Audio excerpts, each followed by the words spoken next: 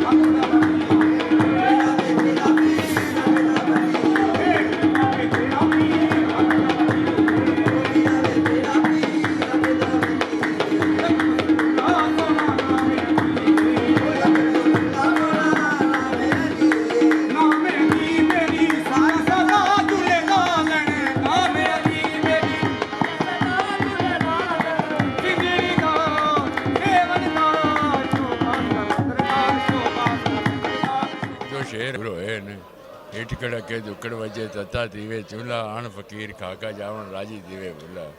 समझे। पर दो तीन शेर है ना जेड़े एक दस दिता तो और अल्लाह वाला सी कि मैं अपने 24-25 साल एक शेर अपना बनाया है ना तू की है तेरी वफा की है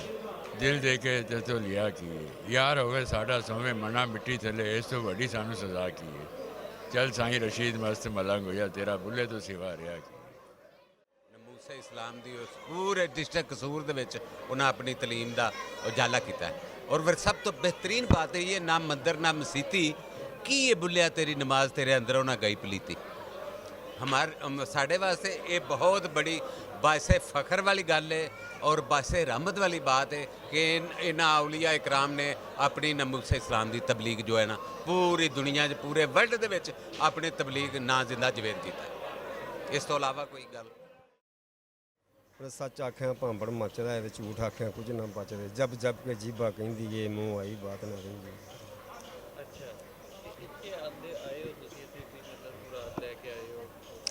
जी साडा घर है, साडा जंपल इत्थे, असीं इत्थे साडा रहिंदे। हुण बहुत सरकार कहंदे ने कि मैं कसूरी मेरी जार कसूरी, असीं विच कसूर दे रहण वाले ते असीं हैगे विच कसूर दे, असीं तां मिट्टी इत्थों दी, साडा ही है सारा कुछ। उल्ला की जाना मैं उल्ला की जाना मैं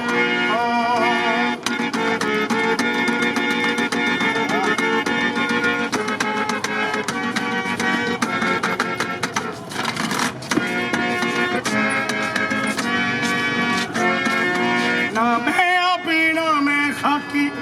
ना मैं विच पली थी बाकी, ना मैं शादी ना गमना की, ना पीछे ना पौन उल्ला की जाना मैं